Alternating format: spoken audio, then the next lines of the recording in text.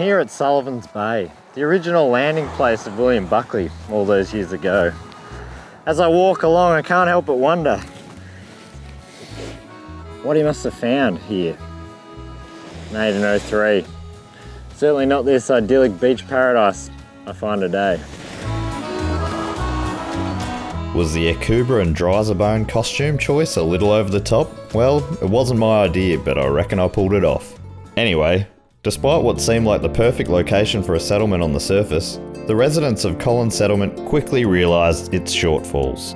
Barren soil, brackish water, life was tough. After just a couple of months, most of the 300 convicts at the settlement began to prepare their escapes. Yet, only one man would succeed. A few hundred metres from Sullivan's Bay is the Visitors Centre. Back in 1982, a small part of the original settlement was acquired by the state government, and along with the help of public donations, the Friends of Collins Settlement began assisting with managing the area. And I'm here with maybe the biggest expert in the field, Keith. Hey Keith, how's it going? Oh, thank you for that. Very good.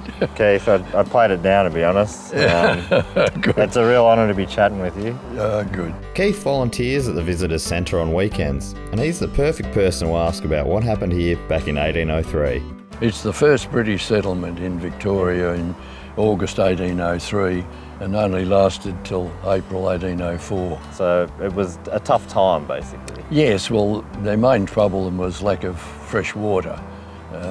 They did stick barrels in the sand near here and they could get a bit of water seepage, but some said it wasn't much different to seawater. Right. And that was their real trouble. And Collins, who was in charge, was aware that the Derwent had been found and there was an attempted settlement there, so he sent two men in a rowing boat to row from here all the way to Sydney, which they were lucky to survive because a ship picked them up and got approval to shift down to the Derwent. So by April they packed up and actually settled Hobart. And in the meantime, William Buckley had taken off. Oh, well, William Buckley, a number of convicts had tried to escape, but mostly they just died in the bush. Buckley was the only convict who escaped and survived, but he couldn't have done so without the help of a tribe from the Wathaurong people of Victoria's Bellarine Peninsula, but more on that later. So it was mainly the water, but it was quite a brutal spot for the settlers. Yes, they had the whole range of Melbourne weather, from thunder, lightning, sleet, 45 degrees, bushfires on Arthur's Seat. Right. So you can imagine living in tents. They also discovered bull ants and snakes. So it wasn't a very good settlement, very rough. Keith knows so much about this area, including the fact that it's quite amazing it was stumbled upon by the British in the first place. Many ships had sailed past, but the rip is so narrow, they hadn't picked it up.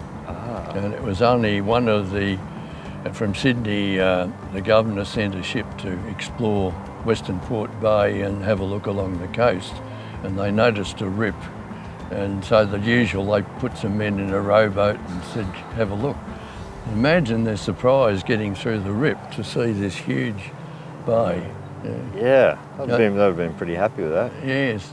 While you look at us walk for a bit, let me tell you, Keith and a host of local volunteers run the Visitors Centre, where those curious about this area's past can find a wealth of information. Many people ask about Buckley. Yes, they ask about Buckley, and some of them, of course, have heard of Faulkner, who was a boy here with his convict parents and later went on to be well known in the Melbourne development. Yeah, well, he's got a couple of suburbs named after him. Yes, that's right. It was late in the evening of the 27th of December that Buckley and two other men made their escape. This would be the last time he would ever see the Collins settlement.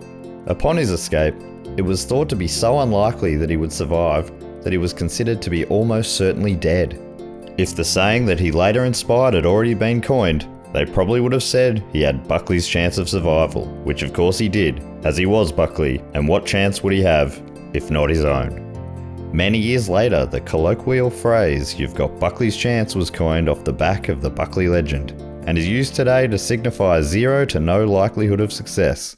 He is the beer pioneer.